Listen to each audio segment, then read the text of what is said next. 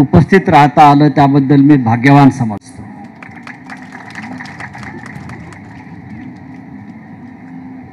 गेली 4-5 वर्ष सातत्यानं मी येत असतो आणि त्याला कारण म्हणजे आमचे पुणेकर बाबा, आमचे बबनराव सांगळे महाराज, त्यांचा आग्रह आणि हट्ट असा असतो. मी म्हटलं या वेळेला फोन केला मला त्यांनी आणि फोन बाळासाहेब मी कुठे होतो माहिती आहे का? मी राहुल गांधी बरोबर त्या आम्हाला अटक करून घेऊन जात होते. जे परवा आंदोलन झालं आधी फोन कर होते. त्या दिवशी मी पोलीस स्टेशनला आम्ही बसलोय, संसद मार्ग पोलीस स्टेशनला, आणि बबन महाराजांचा फोन, पुणेकर बाबांचा फोन, यायलाच पाहिजे म्हटले. मी म्हटलं आता नाही. मी यासाठी सांगतो की इतकी गोड माणसं या गावात आहेत आणि या कामात आहेत की त्यांचा आग्रह मोडता येत नाही. आणि दुसरं म्हणजे श्रद्धा.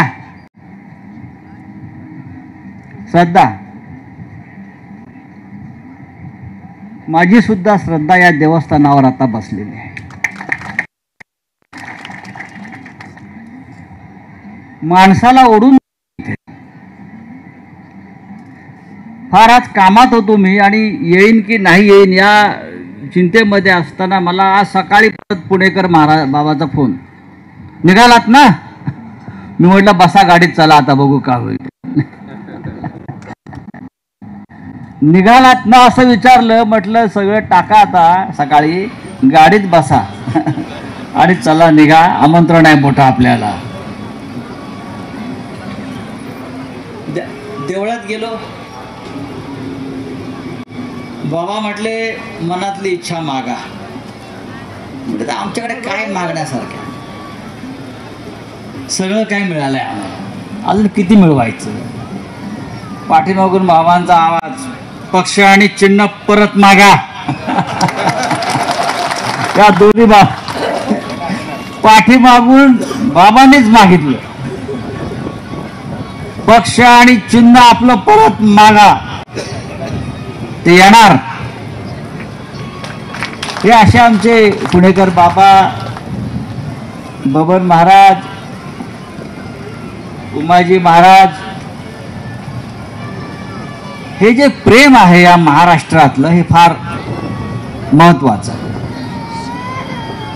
राजकारण राहू द्या, राजकारण होतच असतं, पण माझी तक्रार आहे, ती तक्रार अशी आहे, आमच्या बाळासाहेब थोरातांनी शाळा दिल्या, पाणी दिलं, सर्व काही लोकांना दिलं, तरी त्यांना या वेळेला तुम्ही विधानसभेत पाठवलं नाहीत.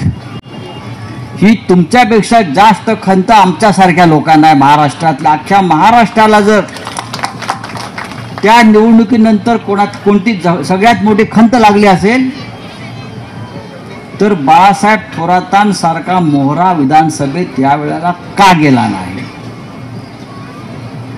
खोटेपणाचा विजय का झाला, असं काय त्यांच्याकडून सेवा राहून गेली की ते विधानसभेत गेले नाही. ती खंत आम्हाला आजही टोचते, सतावते. जेव्हा जेव्हा आम्ही एकत्र बसतो, मग दिल्लीत असेल, महाराष्ट्रात असेल, आम्हाला असं वाटतं की चांगली माणसं जी राजकारणातली आहेत, ज्यांनी सातत्यानं काम केलं या राज्यासाठी, समाजासाठी, त्यांना त्यांचे हक्क, त्यांची संधी मिळायला पाहिजे. बाळासाहेबांनी मगाशी माननीय उद्धव ठाकरे यांचा उल्लेख केला, सरकारचा उल्लेख केला. तुम्ही सरकार म्हणतो मी आपलं, 2.5 वर्ष त्या सरकारने महाराष्ट्राच्या जनतेसाठी काय करायचं बाकी ठेवलं होतं.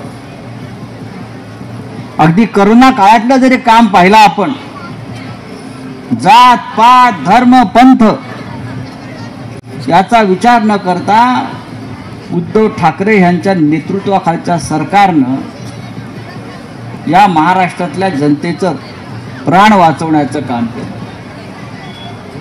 एका बाजूला उत्तर प्रदेशच्या या गंगेमध्ये हजारो लाखो प्रेत रोज आम्हाला वाहताना दिसत होती. रोज सकाळी बघावं तर गंगेमध्ये प्रेत सोडली जातात बेवारसपणे. आणि त्यावेळेला आपल्या महाराष्ट्रामध्ये आपला राज्याचा मुख्यमंत्री दिवसभर कोणत्या गावामध्ये काय चाललंय, वैद्यकीय सुविधा पोचल्यात की नाही, औषधं पोचलीत की नाही, इंजेक्शन मिळतात की नाही याची काळजी घेत होता. कर्जमाफीचा विषय आपण सांगितला. यासारखी कामं आंबट करून सुद्धा शेवटी 2.5 वर्षानंतर हे सरकार खोटेपणानं पाडण्यात आलं, गद्दारी करून पाडण्यात आलं. परवा फार गंमत झाली बाळासाहेब. या राज्याचे उपमुख्यमंत्री हे श्रीनगरला गेले रक्तदान करायला. आम्ही ते पाहिलं, ते रक्तदान करतायत, सैनिकांना रक्त देणार.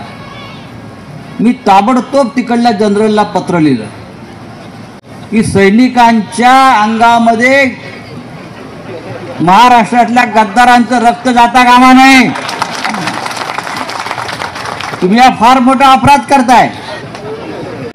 आमचं सैन्य स्वाभिमानी आहे, आमचं सैन्य शूर आहे, आमचं सैन्य हे डरपोक नाही, शरणागती पत्करणारं नाही. त्यांच्या अंगामध्ये अशा प्रकारचं रक्त तुम्ही घातलं तर देशावर आफत येईल. मी ताबडतोब पत्र लिहिले, सरकारला सावध केलं मी ते.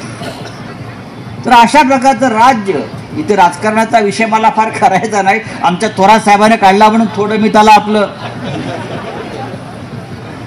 पण बाळासाहेब, हेही दिवस जाणार आहेत. या देशामध्ये राहुल गांधी यांच्या नेतृत्वाखाली सध्या जे तुफान उठलेलं आहे, राहुल गांधींसारखा नेता, मी सातत्यानं त्यांच्याबरोबर, जरी मी दुसऱ्या पक्षाचा असलो तरी मी सातत्यानं बोलणारा माणूस आहे. देशाचं नेतृत्व करेल तर राहुल गांधीच करतील. रोज खोटेपणाचा बुरखा पाडतोय. सरकार सत्तेवरती कसं आलं महाराष्ट्रात आणि देशामध्ये? बनावट मतदार, खोटे मतदार, कुठे मतदार लाखोनी गाळायचे, कुठे टाकायचे. महाभारतामध्ये 100 कौरव आहेत आणि आपल्याला आश्चर्य वाटतं कधी कधी की एका बापाला आईला 100 पोरं कशी होऊ शकतात. कौरव 100 पोरं झाली. पण ते आता मला खरं वाटतं मतदार याद्या पाहिल्यावर. त्या वाराणसीमध्ये, लखनौमध्ये एका एका घरामध्ये एका एका आई बापाला 100 पोरं दाखवली आहेत. तेव्हा मला वाटलं की धृतराष्ट्राला 100 पोरं कौरव नक्की झाले असतील. कारण ह्या कलियुगात सुद्धा मतदार यादीमध्ये एकेका बापाला एकेका आईला 100 पोरं आहेत. मोठा पोरगा 72 वर्षाचा आणि छोटा पोरगा 21 वर्षाचा आणि अशी मध्ये 100 पोरं आहेत. हा चमत्कार ह्याच काळामध्ये होऊ शकतो आणि आपण सगळे हे बुरखे आता पाडतो. खोटेपणा फार काय टिकत नाही. हे धर्मराज्य आहे. काही झालं तर लक्षात घ्या, धर्माचं राज्य आहे. भारत देश सहज निर्माण झाला नाही, हा महाराष्ट्र सहज निर्माण झाला नाही, तो का आकाशातून पडलेला नाहीये. फार मोठं धार्मिक अधिष्ठान या देशाला लाभलेलं आहे. अनेक संत महात्मे पुण्यात्मे यांच्या तपस्येत हे भारतवर्ष निर्माण झालेलं आहे. त्याच्यामुळे आता हा जो खोटं राज्य आहे, खोटं सरकार आहे, ते जाणार आहे. आणि पुन्हा एकदा या महाराष्ट्रात आणि देशामध्ये बाळासाहेब थोरात, लक्षात घ्या मी काय म्हणतोय ते. मी म्हणतो ते नेहमी खरं होते पण सांगतोय.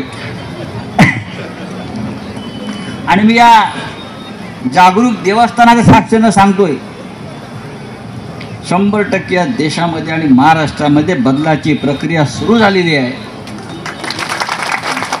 आणि पुन्हा एकदा आपल्याला सगळ्यांना या महाराष्ट्राची आणि देशाची सेवा करण्याची संधी आपल्याला प्राप्त होणार आहे. हा जागरूक देवस्थान आहे. मी देवळात फार कमी जातो. मी हिंदुत्वाचा सगळ्यात जास्त प्रचार करतो. हिंदू हृदय सम्राट बाळासाहेब ठाकरे यांच्याबरोबर सातत्यानं 40 वर्ष काम केलेला मी माणूस आहे. सभा असतील, आमचा सामना असेल, ज्वलंत हिंदुत्वाचा पुरस्कार करणारा मी माणूस आहे. पण मी अशा ठिकाणी कमी जातो, काम करतो. पण इथे माझे सातत्यानं 1 वर्षानंतर मला नुसतं आमंत्रण आलं की मी किती म्हणत टाळायचा प्रयत्न केला तरी मला इथे यावंच लागतं. ही या देवस्थानाची ताकद आहे. आणि मी नेहमी सांगतो की शेवटी देवाच्या नावावर काम करणारी माणसं असतात. या माणसाने देवासारखं काम करावं तेव्हा देवाचं महात्म्य राहतं.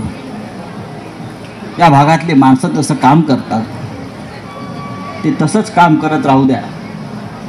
आपल्यामुळे हे राज्य आहे, हा महाराष्ट्र आहे आणि महाराष्ट्र धर्म आहे, तो तसाच टिकवून ठेवूया. आणि बाळासाहेब थोरात यांच्यासारखा एक बुलंद नेता या भागाला लाभलेला आहे. त्यांच्या मागे ठामपणे उभे राहा. पाणी आणि शिक्षण देणारा नेता असतो तोच खरा नेता असतो. बाकी सगळे पैसे वाटणारे नेते येतात आणि जातात. मी पुन्हा एकदा पुणेकर बाबा, त्यानंतर आमचे बबन महाराज, उमाजी महाराज पुणेकर, सगळ्यांचा आभारी आहे. तुम्ही मला इथे धरून घेऊन येता आणि इथे आशीर्वाद देवाचे देता. धन्यवाद. जय हिंद, जय महाराष्ट्र. धन्यवाद. या ठिकाणी